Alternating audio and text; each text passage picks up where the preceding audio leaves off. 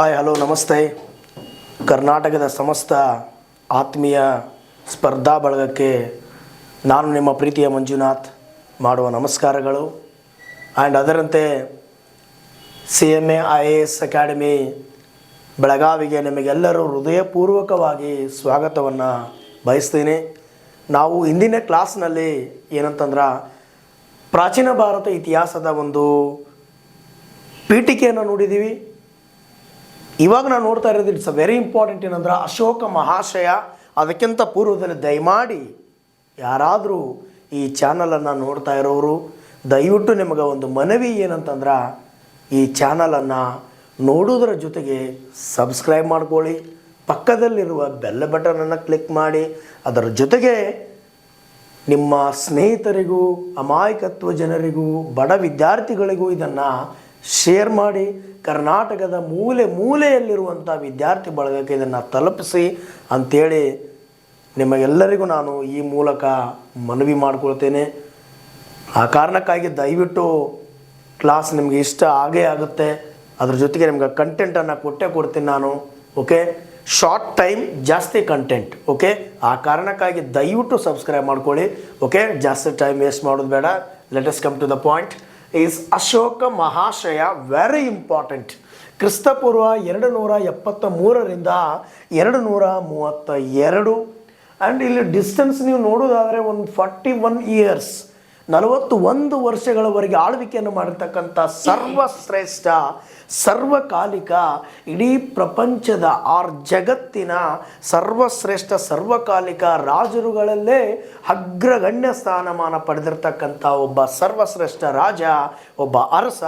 ಅದುವೇ ನಮ್ಮ ಭಾರತ ದೇಶದ ಮೌರ್ಯ ಸಾಮ್ರಾಜ್ಯದ ಕೀರ್ತಿ ಪತಾಕೆಯನ್ನು ಹಾಸಿರ್ತಕ್ಕಂಥ ಒಬ್ಬ ಸರ್ವಶ್ರೇಷ್ಠ ದೊರೆ ಅಶೋಕ ಮಹಾಶಯ. ಮಹಾಶಯ ಅಂತಂದರೆ ನಾವು ಕೇವಲ ಒಬ್ಬ ರಾಜ ಯುದ್ಧ ಮಾಡಿ ಸಂಪತ್ತು, ಯುದ್ಧ, ಸಾಮ್ರಾಜ್ಯದ ವಿಸ್ತರಣೆ ಇದಕ್ಕಷ್ಟೇ ನಾವು ಮಹಾಶಯ ಅನ್ನುವುದಿಲ್ಲ. ಒಬ್ಬ ರಾಜನಾದವನು ತನ್ನ ಸುತ್ತಮುತ್ತಲಿರುವಂಥ ರಾಜ್ಯದ ಆ ಪ್ರಜೆಗಳ ಒಂದು ಸುಖಿ ಆ್ಯಂಡ್ ಪ್ರಜೆಗಳ ಒಂದು ಹಿತರಕ್ಷಣೆ, ಪ್ರಜೆಗಳನ್ನು ಕಾಪಾಡುವುದು ಆ್ಯಂಡ್ ಅದರ ಜೊತೆಗೆ ಕಲೆ, ವಾಸ್ತುಶಿಲ್ಪ ಆ್ಯಂಡ್ ಅಹಿಂಸೆ, ಸತ್ಯ, ಪ್ರಾಮಾಣಿಕ ಆ್ಯಂಡ್ ಅದರ ಜೊತೆಗೆ ಏನಂತಂದ್ರೆ ಸಾಹಿತ್ಯಕ್ಕೆ ಆದ್ಯತೆ ನೀಡಬೇಕು. ಆ್ಯಂಡ್ ಪ್ರತಿಯೊಂದಕ್ಕೂ ಏನಂತಂದ್ರೆ ಇಲ್ಲಿ ಧಾರ್ಮಿಕ ಸಹಿಷ್ಣುತೆಯಾಗಿ ಎಲ್ಲ ಧರ್ಮಗಳಿಗೂ ಒಂದು ಆದ್ಯತೆಯನ್ನು ನೀಡುವಂಥ ಒಬ್ಬ ರಾಜನಿಗೆ ಆ್ಯಂಡ್ ಮಹಾ ದಿಗ್ವಿಜಯಶಾಲಿಗೆ ಆ್ಯಂಡ್ ಪ್ರತಿ ಎಲ್ಲ ಹಂತಗಳಲ್ಲೂ ತನ್ನ ಸಾಧನೆಯನ್ನು ಮಾಡಿದವರಿಗೆ ಮಾತ್ರ ನಾವು ಮಹಾಶಯ ಕೊಡ್ತೀವಿ. ಅದು ನಮ್ಮ ಭಾರತದಲ್ಲಿ ಕೆಲವೇ ಜನರಿಗೆ ಮಾತ್ರ ಮಹಾಶಯ ಕೊಟ್ಟಿದ್ದೀವಿ. ಅವರುಗಳಲ್ಲಿ ಪ್ರಥಮ ಬಾರಿಗೆ ಮೊದಲ ವ್ಯಕ್ತಿ ಮಹಾಶಯ ಅದು ಬೇರೆ ಯಾರು ಅಲ್ಲ, ಅಶೋಕ ಮಹಾಶಯ. ಒಬ್ಬ ಗಣ್ಯ ವ್ಯಕ್ತಿತ್ವ. ಈತನು ಅಹಿಂಸೆಯೇ ಈತನಿಗೆ ಇನ್ನೊಂದು ಹೆಸರು, ಶಾಂತಿಯೇ ಈತನಿಗೆ ಇನ್ನೊಂದು ಹೆಸರು, ಸತ್ಯವೇ ಇವನಿಗೆ ಇನ್ನೊಂದು ಹೆಸರು, ಪ್ರಜೆಗಳ ಸುಖಿ ರಾಜ್ಯವೇ ಇವನ ಇನ್ನೊಂದು ಹೆಸರು. ಆ್ಯಂಡ್ ಅದೇ ರೀತಿ ಚಂಡ ಅಶೋಕ ಧರ್ಮಾಶೋಕನಾದ, ದಿಗ್ವಿಜಯ ಅಂತ್ಯಗೊಂಡು ಧರ್ಮ ವಿಜಯವಾಯಿತು, ಅಸುರ ಅಶೋಕ ಸುರ ಅಶೋಕನಾದ. ಇದು ಏನಂತಂದ್ರೆ ಹಾಗಾದರೆ ಅಶೋಕನ ಜೀವನದಲ್ಲಿ ಬದಲಾವಣೆ ಆಗಿದ್ದಾದರೂ ಏನು? ಹಾಗಾದರೆ ಅಶೋಕ ಇಷ್ಟರ ಮಟ್ಟಿಗೆ ಪ್ರಪಂಚದಲ್ಲೇ, ಜಗತ್ತಿನಲ್ಲಿ, ನಾಟ್ ಓನ್ಲಿ ಇಂಡಿಯಾ, ಜಗತ್ತಿನಲ್ಲೇ ಶ್ರೇಷ್ಠ ವ್ಯಕ್ತಿ ಆಗಬೇಕಾದ್ರೆ ಕಾರಣಗಳೇನು? ಒಬ್ಬ ರಾಜ, ಸಾಕಷ್ಟು ರಾಜರು ನೋಡಿದ್ದೀವಿ ನಾವು ಇಂಡಿಯಾದಲ್ಲಿ, ಪ್ರಪಂಚದಲ್ಲಿ. ಆದರೆ ಯಾವೊಬ್ಬ ರಾಜನೂ ಅಶೋಕನಿಗಿಂತಲೂ ಕಡಿಮೆ ಆಗಕ್ಕೆ ಸಾಧ್ಯನೇ ಇಲ್ಲ. ಇವತ್ತು ಅಶೋಕ ಚಕ್ರವರ್ತಿ ಏನು ತನ್ನ ಜೀವನ ಉದ್ದಕ್ಕೂ ನಡೆದು ಬಂದ ದಾರಿಯನ್ನು ಭಾರತದ ಚಿಹ್ನೆಗಳಾಗಿ ಉಳಿದುಕೊಂಡಿವೆ. ಅಶೋಕನು ಬಳಸಿರ್ತಕ್ಕಂಥ 4 ಮುಖದ ಸಿಂಹ, ಅಶೋಕನು ಹೊರಡಿಸಿರ್ತಕ್ಕಂಥ 4 ಮುಖದ ಸಿಂಹದ ಒಂದು ಸ್ತಂಭವೇ ಭಾರತ ದೇಶದ ಲಾಂಛನ. ಅಶೋಕನು ತನ್ನ ಸ್ತಂಭದ ಬುಡದಲ್ಲಿರ್ತಕ್ಕಂಥ ನವಿಲೆ ಭಾರತ ದೇಶದ ಒಂದು ಪಕ್ಷಿಯಾಗಿದೆ, ರಾಷ್ಟ್ರೀಯ ಪಕ್ಷಿ. ಆ್ಯಂಡ್ ಅರಳಿ ಮರ. ಆ್ಯಂಡ್ ಅದ್ರ ಜೊತೆಗೆ ಇನ್ ದ ವೆರಿ ಇಂಪಾರ್ಟೆಂಟ್ ಏನಂತಂದ್ರೆ ಅಶೋಕ ಚಕ್ರ ನಮ್ಮ ಭಾರತದ ಧ್ವಜದಲ್ಲೇ ಸೆಂಟ್ರ್ ಪಾಯಿಂಟಲ್ಲಿದೆ. ಇವೆಲ್ಲವೂ ಒಬ್ಬ ವ್ಯಕ್ತಿಯಿಂದ ಸಾಧ್ಯವಾಗಬೇಕಾದ್ರೆ ಆತನು ಮಾಡಿದ್ದಾದರೂ ಏನು ಸಾಧನೆ, ಆ ಸಾಧನೆ ಕುರಿತು ಲೆಟಸ್ ಟೇಕ್ ದ ಪಾಯಿಂಟ್. ಅದಕ್ಕೆ ಸರಿಯಾಗಿ ನೀವೇನಂತಂದ್ರೆ ಈ ಕ್ಲಾಸನ್ನು ಕೇಳ್ರಿ. 100% 1ರಿಂದ 2 ಕ್ವಶನ್ ನಿಮ್ಗೆ ಎಕ್ಸಾಮ್ನಲ್ಲಿ ಬಂದೇ ಬರ್ತಾವ್ರಿ. ಸರಿಯಾಗಿ ಯುಟಿಲೈಸೇಷನ್ ಮಾಡ್ಕೊರಿ ಇವನು. ಓಕೆ, ಆ ಕಾರಣಕ್ಕಾಗಿ ಹಾಗಾದ್ರೆ ಅಶೋಕ ಮಹಾಶಯ ಭಾರತದಲ್ಲಿ ಎಷ್ಟೋ ರಾಜರು ಬಂದರು, ಅದೆಷ್ಟೋ ರಾಜರು ನೀರಿನ ಗುಳ್ಳೆಯಾಗಿ ಹೋದ್ರಿ. ಆದರೆ ಅಶೋಕ ಚಕ್ರವರ್ತಿ ಒಬ್ಬ ಸರ್ವಶ್ರೇಷ್ಠ ವ್ಯಕ್ತಿತ್ವ, ಸರ್ವಕಾಲಿಕ ವ್ಯಕ್ತಿತ್ವ, ಇಂದಿಗೂ ನಮ್ಮ ಅಜರಾಮಜರಾಗಿ ಉಳಿದಿರ್ತಕ್ಕಂಥ ವ್ಯಕ್ತಿತ್ವ. ಹಾಗಾದರೆ let's point come to the point. ಏನಂದ್ರೆ ಅಶೋಕ ತಂದೆ ಬಿಂದುಸಾರ, ಬಿಂದುಸಾರನ ತಂದೆ ಚಂದ್ರಗುಪ್ತ ಮೌರ್ಯ. ಅವ್ರ ಬಗ್ಗೆನೂ ಕ್ಲಿಯರ್ ಕಟ್ ಕ್ಲಾಸಲ್ಲಿ ನೋಡ್ತೀರ, ಡೋಂಟ್ ವರಿ. ತಂದೆ ಬಿಂದುಸಾರ, ತಾಯಿ ಸುಭದ್ರಾಂಗಿ, ಆ್ಯಂಡ್ ರಾಜಧಾನಿ ಪಾಟಲಿಪುತ್ರ, ಈಗಿನ ಪಾಟ್ನಾ. ಲಾಂಛನ 4 ಮುಖದ ಸಿಂಹ ಅಥವಾ ಧರ್ಮಚಕ್ರ. ಬುದ್ಧನ ಅಷ್ಟಾಂಗ ಮಾರ್ಗವೇ ಮುಂದೆ ಧರ್ಮಚಕ್ರವಾಯಿತು. ಆ್ಯಂಡ್ ಅದೇ ರೀತಿ ಭಾಷೆ ಪ್ರಾಕೃತ್ ಮತ್ತು ಪಾಳಿ. ನೆನಪಿರಲಿ, ಮೌರ್ಯ ಸಾಮ್ರಾಜ್ಯದ ಆಡಳಿತ ಭಾಷೆ ಪ್ರಾಕೃತ ಆಗಿತ್ತು. ಮೌರ್ಯ ಸಾಮ್ರಾಜ್ಯದಲ್ಲಿ ಜನರು ಆಡು ಭಾಷೆ ಪಾಳಿಯಾಗಿತ್ತು. ಆ್ಯಂಡ್ ಅದರ ಜೊತೆಗೆ ಪತ್ನಿಯರು ಅಶೋಕನಿಗೆ 5 ಜನ. ನಂಬರ್ 1 ವಿದಿಶಾ, ವಿದಿಶಾದ ಮಹಾದೇವಿ, ಈಕೆಯನ್ನು ಪ್ರೀತಿಸಿ ವಿವಾಹವಾಗಿದ್ದ. ಆ್ಯಂಡ್ ಅದರ ಜೊತೆಗೆ ಮಹಾದೇವಿ ಏನಂದ್ರೆ ಅಶೋಕನಿಗೆ ಬೌದ್ಧ ಧರ್ಮವನ್ನು ಸ್ವೀಕರಿಸುವಂತೆ ಅತಿ ಹೆಚ್ಚಾಗಿ ಬಲವಂತವಾಗಿ ಒಪ್ಪಿಕೊಳ್ಳುವಂತೆ ಮಾಡುವಂಥ ಏಕೈಕ ಪತ್ನಿ Mahadevi. And second 1 Karuvaki, third Asandhimitra, 4th Tishyarakshita, and 5th Padmavati. And ಅದರಂತೆ ಅಶೋಕನ ಬೌದ್ಧ ಧರ್ಮವನ್ನು ವಿರೋಧಿಸಿ ಆ್ಯಂಡ್ ಬೋಧಿ ವೃಕ್ಷದ ಕಾಂಡವನ್ನು ಕತ್ತರಿಸಿರ್ತಕ್ಕಂಥವಳೆ ಅಶೋಕನ 4ನೇ ಪತ್ನಿ ತಿಸ್ಸಾರಕ್ಷಿತೆ. ಆ್ಯಂಡ್ ಅದರಂತೆ ಅಶೋಕನ ಬಿರುದುಗಳು 2ನೇ ಬುದ್ಧ, 1ನೇ ಬುದ್ಧ ಗೌತಮ್ ಬುದ್ಧ, 2ನೇ ಬುದ್ಧ, ಆ್ಯಂಡ್ ಶಾಸನಗಳ ಪಿತಾಮಹ, ಭಾರತದ ದೇಶದ ಶಾಸನಗಳ ಪಿತಾಮಹ, ಭಾರತದ ಬಂಡೆಕಲ್ಲುಗಳ ಶಾಸನದ ಪಿತಾಮಹ. ಆ್ಯಂಡ್ ಅದರಂತೆ ಅಶೋಕನನ್ನು ಸಮಗ್ರ ಪೃಥ್ವಿಪತಿ ಆ್ಯಂಡ್ ರಣ್ಯೋ ರಾಯ ಅಶೋಕ ಅಂತೇಳಿ ಕರಿತೀವಿ. ಓಕೆ, ಅದೇ ರೀತಿಯಿಂದ ವೆರಿ ಇಂಪಾರ್ಟೆಂಟ್ ಏನಂತಂದ್ರೆ ಅಶೋಕನ ಧಾರ್ಮಿಕ ಗುರು ಮತ್ತು ಬೌದ್ಧ ಧರ್ಮವನ್ನು ಸ್ವೀಕರಿಸಲು ಪ್ರೇರಣೆ ನೀಡಿರ್ತಕ್ಕಂಥವ್ರು. ಆ್ಯಂಡ್ ಬೌದ್ಧ ಧರ್ಮಕ್ಕೆ ಮತಾಂತರಗೊಳ್ಳಲು ಪ್ರಭಾವ ಬೀರಿರ್ತಕ್ಕಂಥವ್ರು ಯಾರಂದ್ರೆ ಉಪಗುಪ್ತ. ವೆರಿ ಇಂಪಾರ್ಟೆಂಟ್, ಆಧ್ಯಾತ್ಮಿಕ ಗುರುನು ಅಂತ ಕರಿತೀವಿ. ಆ್ಯಂಡ್ ಅದೇ ರೀತಿ ಹಾಗಾದರೆ ಅಶೋಕನ ಮೊದಲ ಧರ್ಮ ಯಾವುದ್ರಿ? ಶೈವ ಧರ್ಮ. ಅಶೋಕನ ಮೊದಲ ಧರ್ಮ ಶೈವ ಧರ್ಮ, ಶಿವನ ಭಕ್ತನಾಗಿದ್ದ ಅಶೋಕ. ಆ್ಯಂಡ್ ಅದೇ ರೀತಿ ವೈಯಕ್ತಿಕ ಧರ್ಮ ಅಶೋಕ ಧಮ್ಮ. Very important. ಮಕ್ಕಳು Kunala, Jalauka, Charumitra, and number 4 Mahendra and Sanghamitra. Sir, ಯಾಕೆ ರೆಡ್ಡಲ್ಲಿ ಬರೆದಿದ್ದೀರಾ? ಮಹೇಂದ್ರ ಮತ್ತು ಸಂಘಮಿತ್ರ ವೆರಿ ಇಂಪಾರ್ಟೆಂಟ್. ಇವ್ರು ಯಾರು ಅಂದ್ರೆ ಧರ್ಮ ಮಹಾಮಾತ್ರಕರ್ರಿ. ಯಾವ ಧರ್ಮ ಮಹಾಮಾತ್ರಕರ್ ಅಂದ್ರೆ ಶ್ರೀಲಂಕಾಗೆ ಬೌದ್ಧ ಧರ್ಮವನ್ನು ಪ್ರಚಾರ ಮಾಡಲು ಹೋಗಿರ್ತಕ್ಕಂಥವ್ರೇ ಈ ಮಹೇಂದ್ರ ಮತ್ತು ಸಂಘಮಿತ್ರ ಇವರಿಬ್ಬರು. ಓಕೆ, ನೆನಪಿರಲಿ, ವೆರಿ ಇಂಪಾರ್ಟೆಂಟ್. ಆ್ಯಂಡ್ ಅದರಂತೆ ಅಶೋಕನ ಪಟ್ಟಾಭಿಷೇಕ ಕ್ರಿಸ್ತಪೂರ್ವ 269.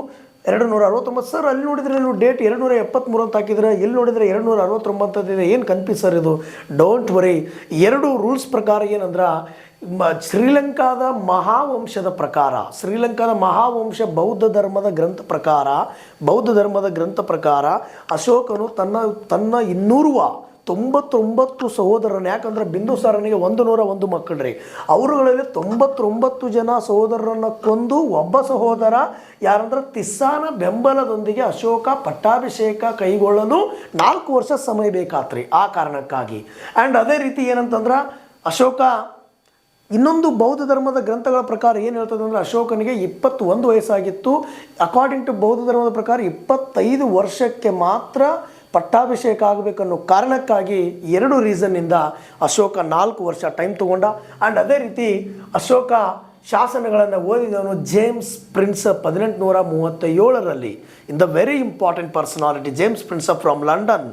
ಆ್ಯಂಡ್ ಕರ್ನಾಟಕದ ಮೊದಲ ಶಾಸನ ಬ್ರಹ್ಮಗಿರಿ, ಚಿತ್ರದುರ್ಗ ಜಿಲ್ಲೆಯ ಬ್ರಹ್ಮಗಿರಿ ಶಾಸನ. ಆ್ಯಂಡ್ ಕಳಿಂಗ ಯುದ್ಧ ಕ್ರಿಸ್ತಪೂರ್ವ 261. ಅಶೋಕ ವರ್ಸಸ್ ಶುದ್ಧ ಧರ್ಮ ಅನಂತ ಪದ್ಮನಾಭ, ಕಳಿಂಗ ಇನ್ ಒರಿಸ್ಸಾ. ಓಕೆ, ಅದೇ ರೀತಿ ಅಶೋಕನ ಕಡೆ 6 ಲಕ್ಷ ಸೈನಿಕರು ರೀ, 30,000 ಅಶ್ವದಳ, 9,000 ಗಜಪಡೆ, 8,000 ರಥಾದಿಗಳಿದ್ದರ್ರಿ. ಆ್ಯಂಡ್ ಅದೇ ರೀತಿ ಶುದ್ಧ ಧರ್ಮನ ಕಡೆ 60,000 ಸೈನಿಕರು, 10,000 ಅಶ್ವದಳ, 500 ಗಜಪಡೆ. ಹಾಗಾದ್ರೆ ಈ ಕಳಿಂಗ ಯುದ್ಧಕ್ಕೆ ಕಾರಣ ಏನು? Very important. ಏನಂದ್ರೆ ಚಂದ್ರಗುಪ್ತ ಮೌರ್ಯನ ಕಾಲದಿಂದಲೂ ಇಡೀ ಅಖಂಡ ಭಾರತವನ್ನೇ ಗೆದ್ದ ಚಂದ್ರಗುಪ್ತ ಮೌರ್ಯ ಮತ್ತು ಅವನ ಮಗ ಬಿಂದುಸಾರನಿಗೆ ಈ ಕಳಿಂಗ ರಾಜ್ಯ ಮಾತ್ರ ಗೆಲ್ಲಕ್ಕಾಗಿರಲಿಲ್ಲ. ಆ ಕಳಿಂಗ ರಾಜ್ಯ ಏನಂತಂದ್ರೆ ಸ್ವತಂತ್ರವಾಗಿಯೇ ಉಳ್ಕೊಂಡಿತ್ತು. ಈ ಕಾರಣಕ್ಕಾಗಿ ಅಶೋಕನ ಒಂದು ನಿಟ್ಟಿನಲ್ಲಿ ಅಫಘಾನಿಸ್ತಾನದಿಂದ ಬಂಗಾಳದವರೆಗೆ, ಕಾಶ್ಮೀರದಿಂದ ಶ್ರೀಲಂಕಾದವರೆಗೆ ಹಬ್ಬಿರುವಂಥ ನಮ್ಮ ಮೌರ್ಯ ಸಾಮ್ರಾಜ್ಯದಲ್ಲಿ ಕಳಿಂಗ ಮಾತ್ರ ಒಂದು ಸ್ವತಂತ್ರವಾಗಿ ಉಳಿದಿದ್ದರಿಂದ ಅಶೋಕ ಈ ಯುದ್ಧಕ್ಕೆ ತಾನೇ ಸ್ವತಃವಾಗಿ ಆಹ್ವಾನ ಕೊಟ್ಟ. ಆಹ್ವಾನದಂತೆ ಈ ಕಳಿಂಗ ಯುದ್ಧವು ನಡೆದಿದ್ದು ಎಲ್ಲಿ ಅಂತಂದ್ರೆ ಕಳಿಂಗ ಯುದ್ಧವು ಒರಿಸ್ಸಾದ ಕಳಿಂಗಾದ ದೌಲಿ ಎಂಬಲ್ಲಿ, ಕರೆಕ್ಟ ನೋಡ್ರಪ್ಪ, ದೌಲಿ ಎಂಬಲ್ಲಿ ದಯಾ ಎಂಬ ನದಿಯ ದಂಡೆಯ ಮೇಲೆ ದಯಾ. ದಯಾ ಎಂಬ ನದಿಯ ದಂಡೆಯ ಮೇಲೆ ಈ ಯುದ್ಧವು ಆರಂಭವಾಯಿತು. ಈ ಯುದ್ಧವು ಸಂಭವಿಸಿ ಇಲ್ಲಿ ಅಶೋಕ ಚಕ್ರವರ್ತಿ ಸುಮಾರು 1.5 ಲಕ್ಷ ಜನರನ್ನು ಅಂಗವೈಫಲ್ಯರನ್ನಾಗಿ ಯುದ್ಧ ಸೆರೆಯಾಳರನ್ನಾಗಿ ಮಾಡಿದ್ದೆ. ಆದರೆ ಸುಮಾರು 1 ಲಕ್ಷ ಜನರನ್ನು ಯುದ್ಧದಲ್ಲಿ ಹತ್ಯೆ ಮಾಡಲಾಯಿತು, ಪ್ರಾಣ ಹೋಮ ಮಾಡಲಾಯಿತು, ರಕ್ತಪಾತಗಳೇ ಆಗುವುದು ರೀ. ಇದರಿಂದ ಅಶೋಕ ಚಕ್ರವರ್ತಿ ಜಯಶಾಲಿಯಾದ, ಭೌತಿಕವಾಗಿ ಜಯಶಾಲಿಯಾದ, ಆದರೆ ಮಾನಸಿಕವಾಗಿ ಜಯಶಾಲಿ ಆಗಲಿಲ್ಲ. ಈ ಕಾರಣಕ್ಕಾಗಿ ಅಶೋಕ ಚಕ್ರವರ್ತಿ ಇಲ್ಲಿನ ರಕ್ತಪಾತಗಳನ್ನು, ಅಲ್ಲಿರ್ತಕ್ಕಂಥ ಆ ಒಂದು ಸಾವು ನೋವುಗಳನ್ನು ಕಂಡ ಅಶೋಕ ಮನನೊಂದು ಉಪಗುಪ್ತ ಎಂಬ ಬೌದ್ಧ ಧರ್ಮದ ಸನ್ಯಾಸಿಯ ಪ್ರಭಾವದಿಂದ ಮತ್ತು ನೆಗ್ರೋಧ ಎಂಬ ಬಾಲಕನ ಪ್ರಭಾವದಿಂದ ಅಶೋಕ ಚಕ್ರವರ್ತಿ ತನ್ನ ಶೈವ ಧರ್ಮವನ್ನು ತಿರಸ್ಕರಿಸಿ ಬೌದ್ಧ ಧರ್ಮವನ್ನೇ ಸ್ವೀಕರಿಸಿದ. ಅಶೋಕ ಬೌದ್ಧ ಧರ್ಮವನ್ನು ಸ್ವೀಕರಿಸಿ ಚಂಡ ಅಶೋಕನಾದವನು ಧರ್ಮ ಅಶೋಕನಾದ. ದಿಗ್ವಿಜಯವು ಅಂತ್ಯಗೊಂಡು ಧರ್ಮ ವಿಜಯ ಆರಂಭವಾಯಿತು. ಅಸುರ ಅಶೋಕ ಸುರಾಶೋಕನಾದ. ಇದರಿಂದ ಪ್ರೇರಣೆಗೊಂಡು ಅದರಂತೆ ಕಳಿಂಗ ಯುದ್ಧವು ಒಂದು ಭಾರತದ ನಿರ್ಣಾಯಕ ಯುದ್ಧಗಳಲ್ಲಿ ಒಂದು ಯುದ್ಧವಾಗಿದ್ದು, ಅಶೋಕ ಚಕ್ರವರ್ತಿ ತನ್ನ ಜೀವನದ ಒಂದು ಶೈಲಿಯನ್ನೇ ಬದಲಾಯಿಸಿ ನಾರ್ಮಲ್ ಅಶೋಕ ಚಕ್ರವರ್ತಿ ಇದ್ದವನು ಅಶೋಕ ಮಹಾಶಯನಾದ. ಶ್ರೇಷ್ಠ ವ್ಯಕ್ತಿತ್ವ, ಅಹಿಂಸೆ, ಸತ್ಯ, ಸುಖಿ ರಾಜ್ಯ, ಪ್ರಾಮಾಣಿಕತೆ, ದಯೆ, ಕರುಣೆ, ಅನುಕಂಪ ಇವೆಲ್ಲವೂ ಅಶೋಕನಲ್ಲಿ ಮೈಗೂಡಿಸಿಕೊಂಡ. ನಮ್ಮ ದೇಹದ ಅಂಗಗಳು ಎಷ್ಟು ಇಂಪಾರ್ಟೆಂಟು, ಅಶೋಕನಿಗೆ ಅಹಿಂಸೆ, ಸತ್ಯ, ಪ್ರಾಮಾಣಿಕತೆ, ಆತ್ಮಶುದ್ಧಿ, ದಯೆ, ಕರುಣೆ, ಅನುಕಂಪ ಇವು ಅಷ್ಟೇ ಸತ್ಯವಾದವರು ಅಶೋಕನಿಗೆ. ಈ ಕಾರಣಕ್ಕಾಗಿ ಅಶೋಕ ಚಕ್ರವರ್ತಿ ತನ್ನ ಒಂದು ಜೀವನದಲ್ಲಿ ಈ ಎಲ್ಲ ಒಂದು ಅಶೋಕ ತನ್ನ ಉಳಿದಿರ್ತಕ್ಕಂಥ 261ರಲ್ಲಿ ಆಗಿರ್ತಕ್ಕಂಥ ಯುದ್ಧದ ನಂತರ ತನ್ನ ಉಳಿದ ಎಲ್ಲ ಕಾಲಾವಧಿಯನ್ನು ಅಶೋಕ ಏನಂತಂದ್ರೆ ಸಂಪೂರ್ಣವಾಗಿ ತನ್ನ ಒಂದು ಶಾಂತಿಯ ನೆಲೆಸಿ ಇಡೀ ಅಖಂಡ ಭಾರತದ ಉದ್ದಕ್ಕೂ ಶಾಂತಿಯನ್ನು ಕಾಪಾಡಬೇಕನ್ನುವ ನಿಟ್ಟಿನಲ್ಲಿ ಶ್ರಮಿಸಿದ. ಬೌದ್ಧ ಧರ್ಮಕ್ಕಾಗಿ ಶ್ರಮಿಸಿದ. ಆ್ಯಂಡ್ ಅದರಂತೆ ಬುದ್ಧನ ಒಂದು ತತ್ವಗಳು, ಬೋಧನೆಗಳನ್ನು ಇಡೀ ಭಾರತಾದ್ಯಂತ ತಿಳಿಸಬೇಕೆಂಬ ನಿಟ್ಟಿನಲ್ಲಿ ಒಂದು ಮಹತ್ತರವಾದಂಥ ಒಂದು ಆ ತತ್ವ ನೀತಿಗಳನ್ನು ಜಾರಿಗೆ ತಂದ. ಓಕೆ, ಈ ಕಾರಣಕ್ಕಾಗಿ ಹಾಗಾದರೆ ಅಶೋಕ ಚಕ್ರವರ್ತಿಯಿಂದ ವೆರಿ ಇಂಪಾರ್ಟೆಂಟ್ ಏನಂತಂದ್ರೆ ನಾವು ನೋಡಬೇಕಾಗಿದ್ದ ಅಶೋಕನ ಶಾಸನಗಳು ವೆರಿ ಇಂಪಾರ್ಟೆಂಟ್. ಅಶೋಕನ ಶಾಸನಗಳು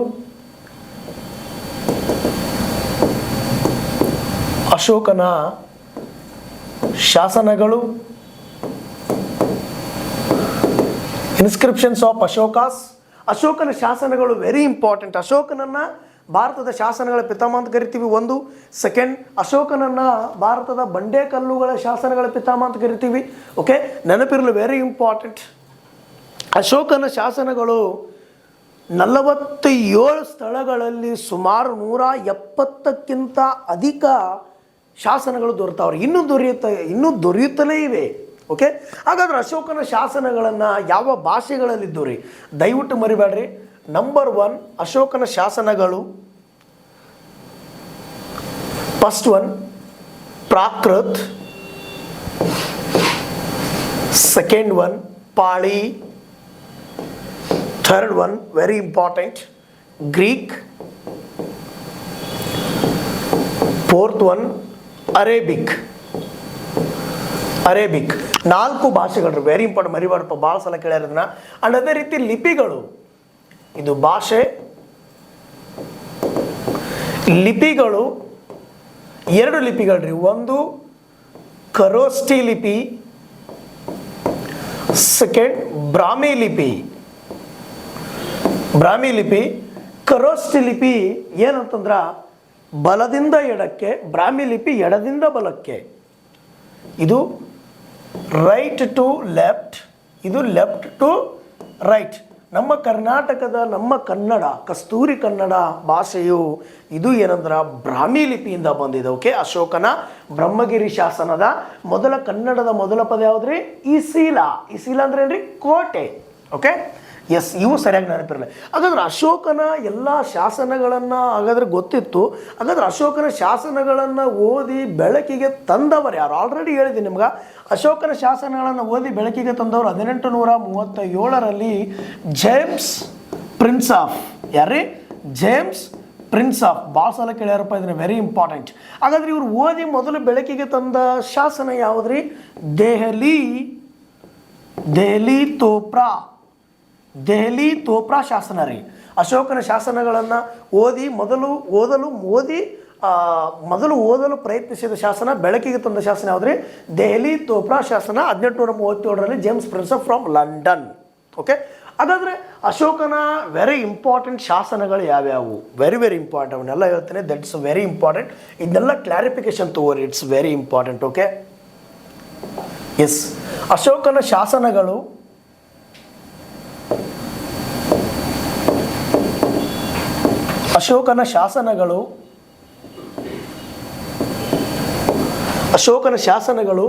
ಫಸ್ಟ್ ಒನ್ ವೆರಿ ಇಂಪಾರ್ಟೆಂಟ್. ಅಹಿಂಸೆ ಕುರಿತು ವಿವರಿಸುವ ಅಶೋಕನ ಶಾಸನ ಮೊದಲನೇ ಬಂಡೇಗಲ್ಲು ಶಾಸನ.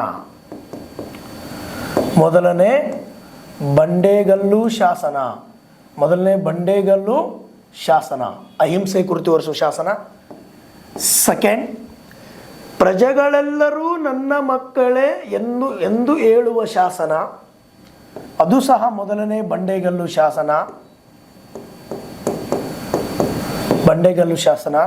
ನಂಬರ್ 3, ಮಗಧದ ಪ್ರಜೆಗಳೆಲ್ಲರೂ ನನ್ನ ಮಕ್ಕಳೇ, ಅವರು ಎಲ್ಲಿ ಇದ್ದರೂ ಸುಖಕರವಾಗಿರಲಿ ಎಂದು ಹೇಳುವ ಶಾಸನ, 6ನೇ ಬಂಡೇಗಲ್ಲು ಶಾಸನ. ನೆಕ್ಸ್ಟ್ ನಂಬರ್ 4, ಧರ್ಮ ಮಹಾಮಾತ್ರಕರ ಕುರಿತು ವಿವರಿಸುವ ಶಾಸನ, 5ನೇ ಬಂಡೇಗಲ್ಲು ಶಾಸನ, ಧರ್ಮ ಮಹಾಮಾತ್ರಕರ ಕುರಿತು. ನಂಬರ್ 5, ಆ್ಯಂಡ್ ಕಳಿಂಗ ಯುದ್ಧದ ಕುರಿತು ವಿವರಿಸುವ ಶಾಸನ, 13ನೇ ಬಂಡೇಗಲ್ಲು ಶಾಸನ, ಕಳಿಂಗ ಯುದ್ಧದ ಕುರಿತು ವಿವರಿಸುವ ಶಾಸನ. ನಂಬರ್ 6, ಅಶೋಕನು ಬೌದ್ಧ ಧರ್ಮವನ್ನು ಸ್ವೀಕರಿಸಿದ ಶಾಸನ, ಬಾಬ್ರು ಶಾಸನ, ಕಲ್ಕತ್ತಾ. ನೆಕ್ಸ್ಟ್, ಅಶೋಕನು ತಾನು ಮಗಧ ಸಾಮ್ರಾಜ್ಯದ ಚಕ್ರವರ್ತಿ ಆರ್ ಮೌರ್ಯ ಸಾಮ್ರಾಜ್ಯದ ಚಕ್ರವರ್ತಿ ಎಂದು ಹೇಳಿಕೊಂಡಿರುವ ಶಾಸನ, ಬಾಬ್ರು ಭೈರತ್ ಶಾಸನ, ರಾಜಸ್ಥಾನ್.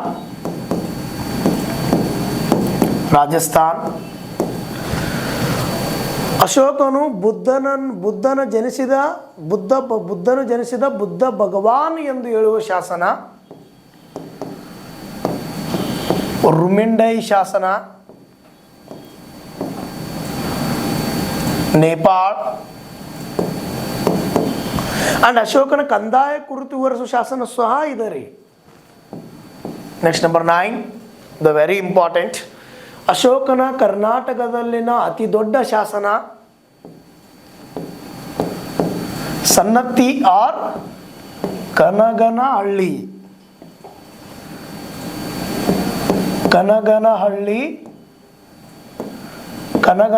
ಶಾಸನ ಇನ್ ಕಲಬುರ್ಗಿ. ಅಂಡ್ ಈ ಶಾಸನದಲ್ಲಿ ಅಶೋಕನನ್ನ ರನ್ಯೋ ಆರ್ ರಾಯ ಅಶೋಕ ಎಂದು ಕರೆಯಲಾಗಿದೆ. ನಂಬರ್ 10, ಅಶೋಕನ ಶಾಸನಗಳ ಶಿಲ್ಪಿ ಚಪಡ ಎಂದು ಹೇಳಿದ ಶಾಸನ, ಬ್ರಹ್ಮಗಿರಿ ಅಲ್ರಿ, Chitradurga.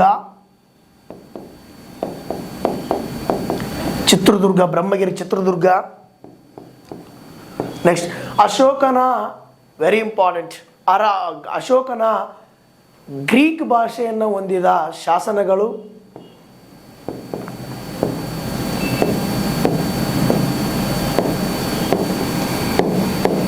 Shahbaz Garhi, Pakistan. Not a Greek, Arabic.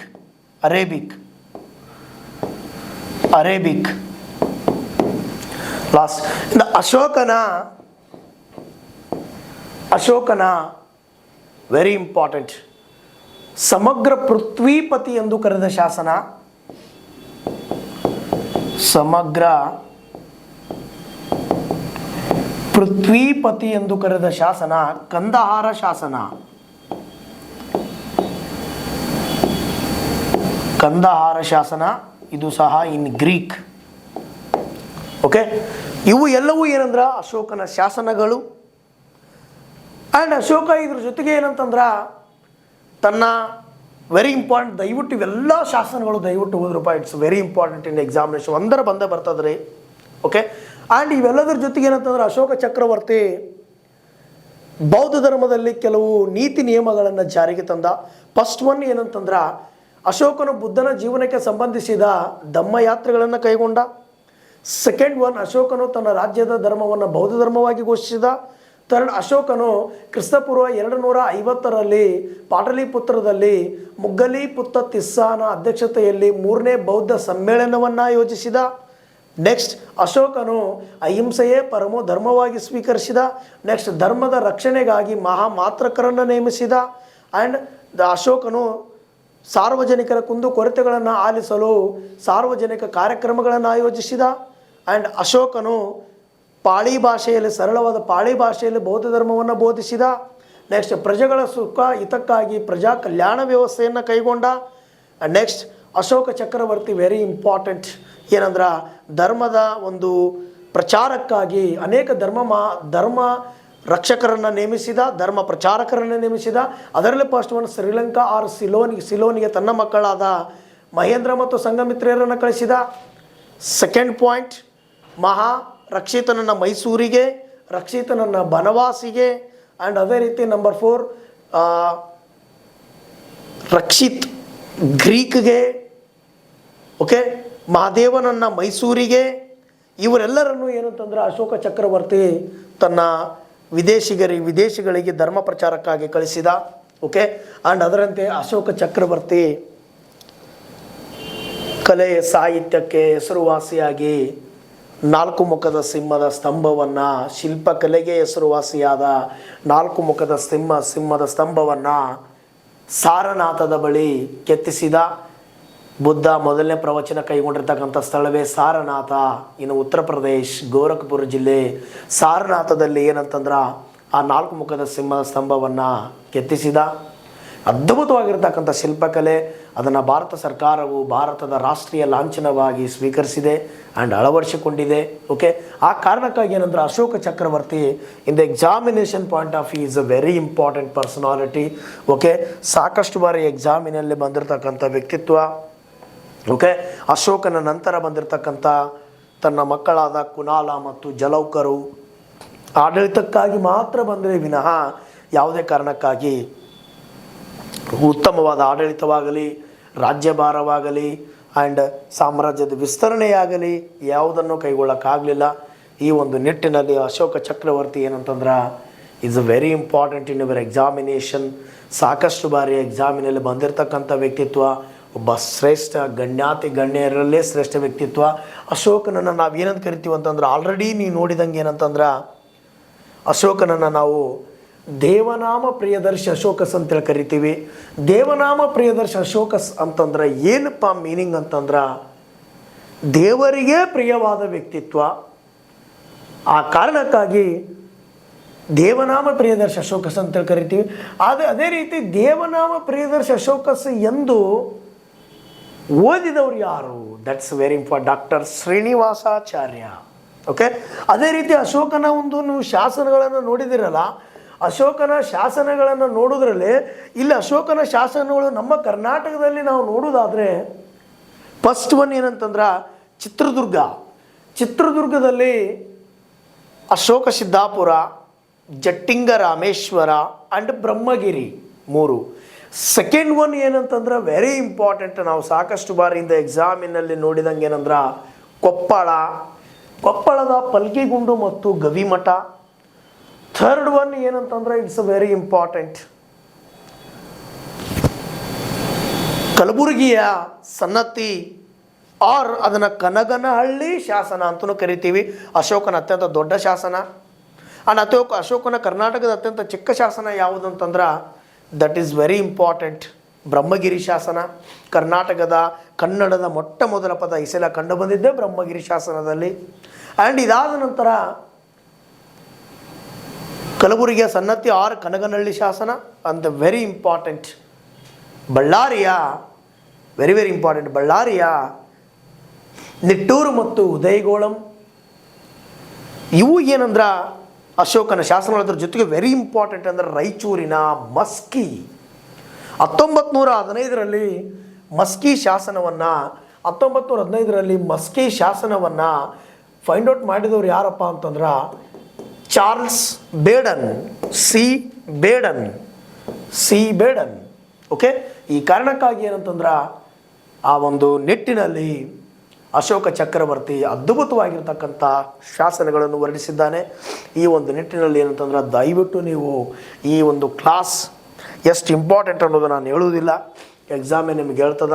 Okay, ಆ ಕಾರಣಕ್ಕಾಗಿ ದಯವಿಟ್ಟು ಏನಂತಂದ್ರೆ ಅಶೋಕ ಚಕ್ರವರ್ತಿ is a very important personality. ದಯವಿಟ್ಟು ಮರಿಬೇಡ್ರಪ್ಪ, ಇದನ್ನ ಸಾಕಷ್ಟು ಬಾರಿ ಎಕ್ಸಾಮಿನಲ್ಲಿ ಬಂದಿರತಕ್ಕಂಥ ವ್ಯಕ್ತಿತ್ವ. ಓಕೆ, ಸರಿಯಾಗಿ ಇದನ್ನು ಯುಟಿಲೈಸೇಷನ್ ಮಾಡ್ಕೋರಿ, ಸರಿಯಾಗಿ ಇದನ್ನು ತಿಳ್ಕೋರಿ. ಓಕೆ, ಆ್ಯಂಡ್ ಅದೇ ರೀತಿ ಸಬ್ಜೆಕ್ಟ್ ಆ್ಯಂಡ್ ಕಂಟೆಂಟ್ ಪ್ರೊಸೀಜರ್ ಎಲ್ಲವೂ ಇರ್ತದೆ. ಆ್ಯಂಡ್ CMA ಅಕಾಡೆಮಿ ಇದು ಒಂದು ಅತ್ಯುನ್ನವಾಗಿರ್ತಕ್ಕಂಥ ಒಂದು ವೇದಿಕೆ ಸಜ್ಜಾಗಿದೆ.